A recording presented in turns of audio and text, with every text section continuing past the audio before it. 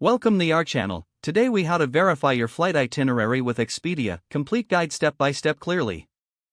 To verify your flight itinerary with Expedia, start by opening your web browser.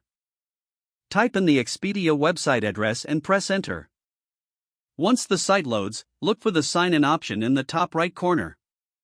Click on sign in and enter your email address and password. If you don't have an account, you can search for your flight itinerary using the confirmation number. After signing in, navigate to the My Trips section, which is typically found in the account menu. Click on My Trips to view all your booked itineraries. Locate the itinerary you wish to verify and click on it. Here, you will see the details of your flight, including departure and arrival times. Check the flight status to ensure everything is up to date. If you encounter any issues, you can contact Expedia customer support directly from the website. Look for the Help or Contact Us option, usually found at the bottom of the page. Select your preferred method of contact, whether through chat, phone, or email. Have your confirmation number ready when you reach out for assistance.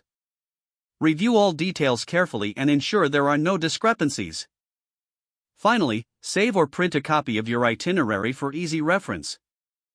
Your flight itinerary is now verified, giving you peace of mind for your upcoming travel plans. If the page does not load, refresh the browser or try again in a private or incognito window.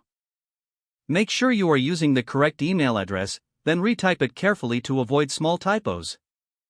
If your password is not accepted, use the reset option and create a new strong password you can remember. Check your spam folder for verification or security emails, then complete any requested confirmation steps. Enable two-factor authentication if available to improve account security and reduce unauthorized access risk. After signing in, review your profile details so your contact information and settings are accurate and current. If you see an error message, note it down and try again after restarting your device and internet connection. Log out when you finish, especially on shared devices, to keep your account and payment information secure.